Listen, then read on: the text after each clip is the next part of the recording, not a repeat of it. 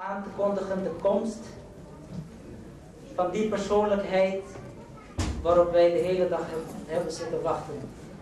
Ik zie hier bepaalde mensen en met name Bosnische moslimvrienden, alhamdulillah, die hier aanwezig zijn. En er zijn ook andere Surinaamse moslims die zijn eminentie nog nooit eerder gezien of gehoord hebben. Ik zelf heb geen woorden, of ik kom woorden tekort om te beschrijven wat voor persoonlijkheid hij uitstraalt. Gisteren in Zeeland heeft hij gezegd, en dat weet ik al een tijd, dat hij al een tijdje ziek is, zichzelf niet goed voelt. De doktoren hebben hem aangeraden om niet te reizen. Maar, zoals hij in eigen woorden zei, mijn geloofsovertuiging heeft mij hier naartoe gebracht. Alhamdulillah, het is mijn eer om nu aan te kondigen de komst van zijn eminentie. अब मैं आप सब के सामने हुजूर क़िबला पीर हजरत अल्लामा मौलाना मोहम्मद अब्दुल वहाब साहब सिद्दीकी को दावत देता हूँ कि आप आकर हमारे ईमानों को ताज़ा फरमाइए. Het kan zijn dat hij niet zo lang tot u zal spreken. Maar dames en heren, toon begrip. Hij voelt zich niet 100%. Voordat hij plaatsneemt achter de microfoon, vraag ik u om 1 keer luid, duidelijk, liefdevol antwoord te geven op de nu volgende nara. Nara takbir! Allahu Akbar! Ja, wat moet ik hiervan zeggen? Hetzelfde zei ik gisteren in Zeeland.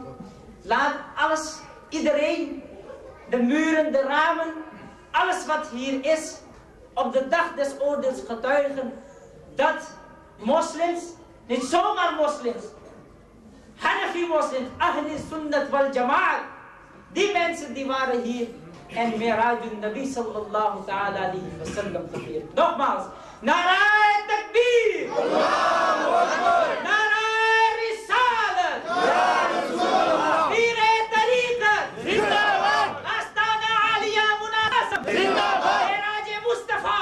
Zindabad!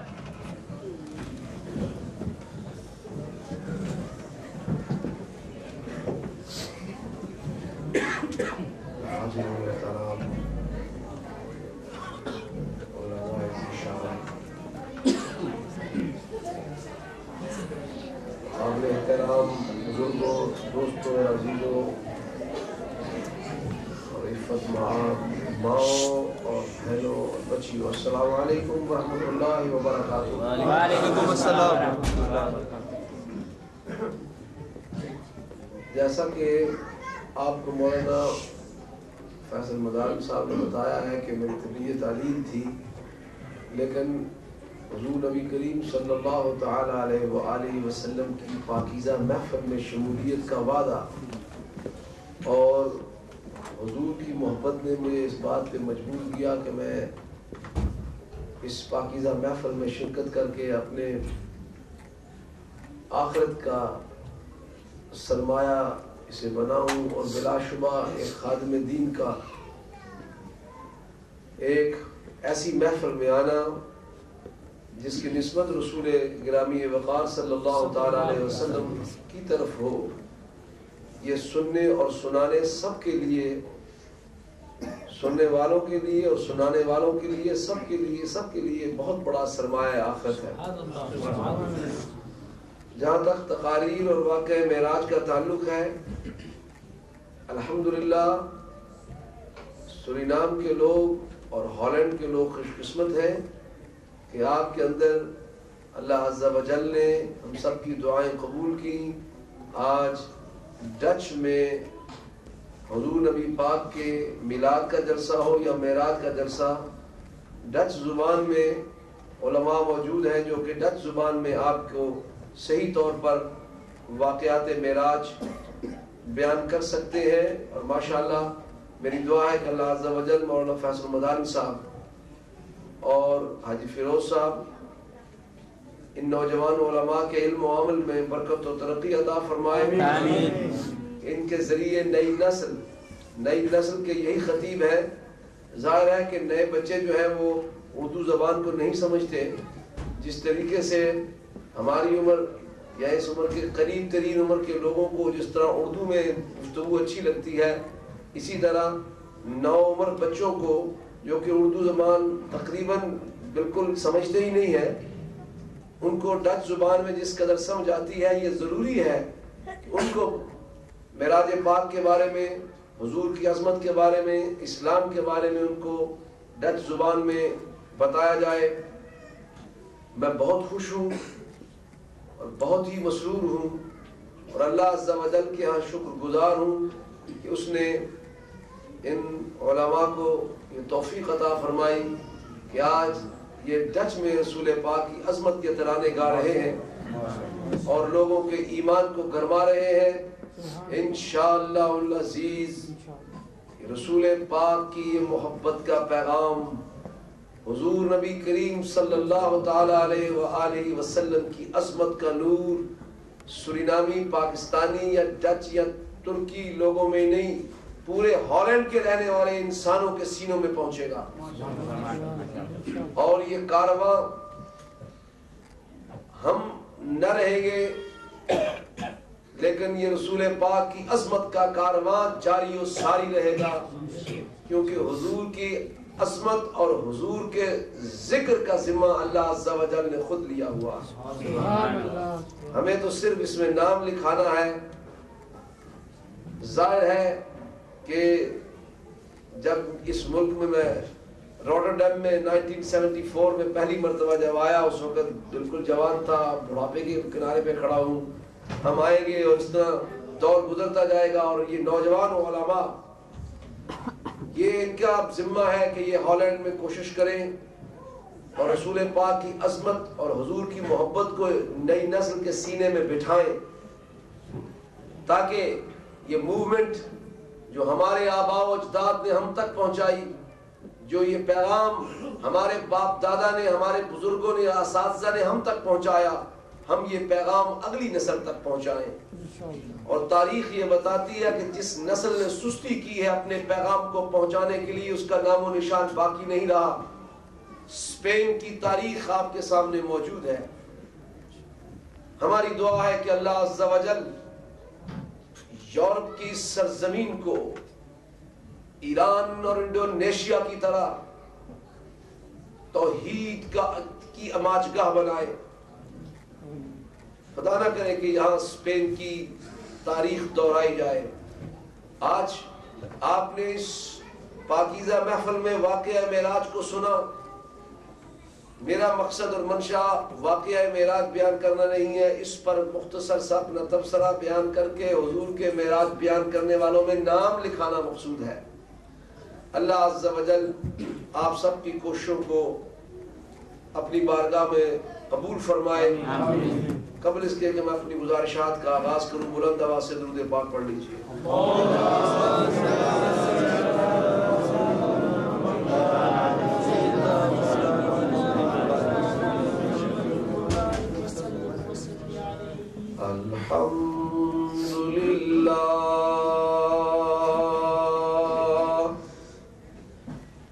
الحمد لله نحمده ونستعينه ونستغفره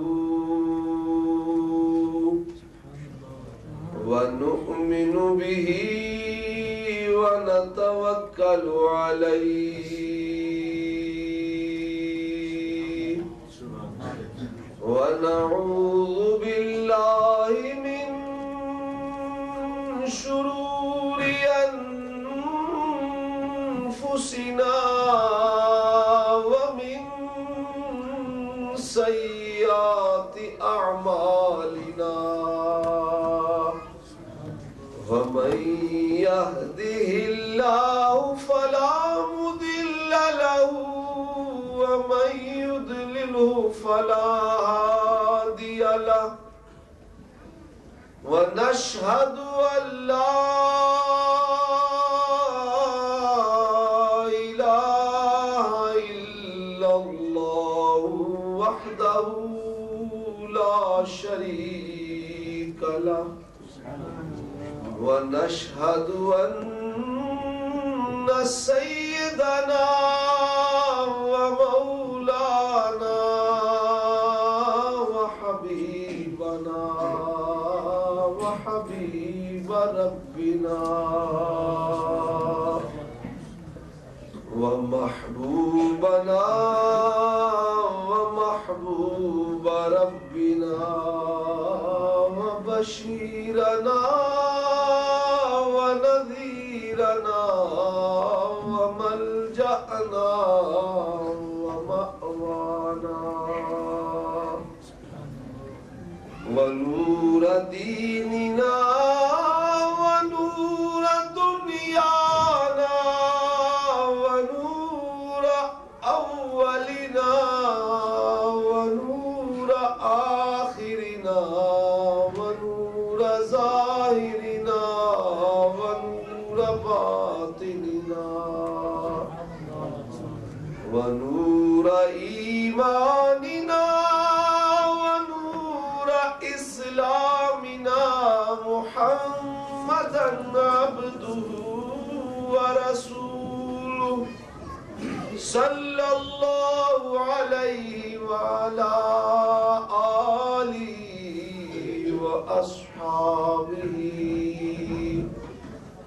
وأهل بيته وعترته وذرياته وأحبائه أجمعين. قال الله تبارك وتعالى في القرآن المجيد والفرقان الحميد: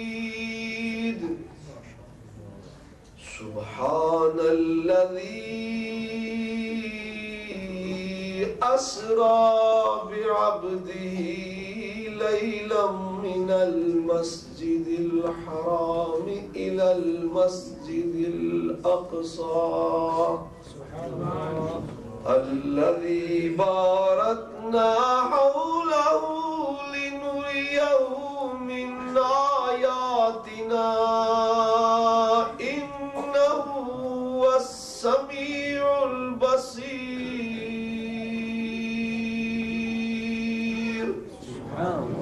صدق الله العظيم. وقال الله تبارك وتعالى في القرآن المجيد والفرقان الحميد في شان حبيبه مخبرا وآمرا: إن الله وملائكته يصلون على النبي يا أيها الذين آمنوا صلوا عليه وسلموا تسليما. اللهم صل على سيدنا مولانا محمد وعلى آل سيدنا مولانا محمد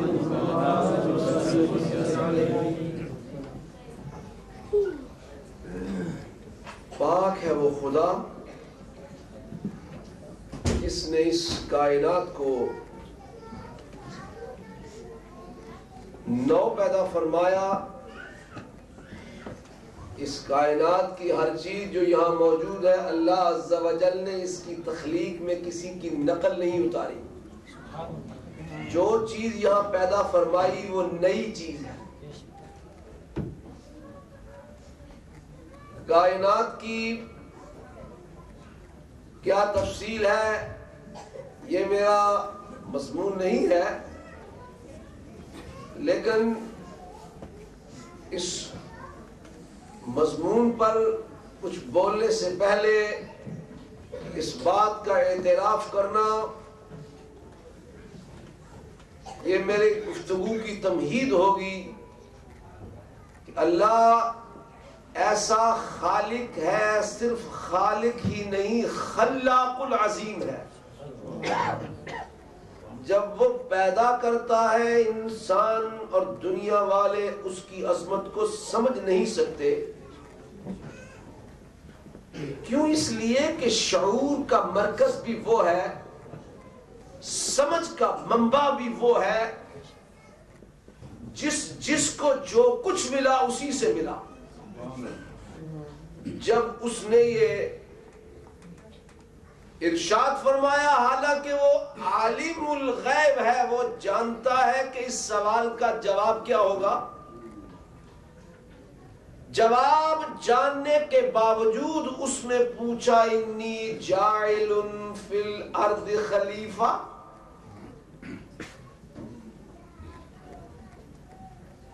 جواب جانتا تھا پھر بھی سوال پوچھا۔ قالوا اتجعل فيها من يفسد فيها ويسفك الدماء۔ اس جواب کو جانتا تھا اور یہ جواب سن کر فرمایا انی اعلم ما لا تعلمون۔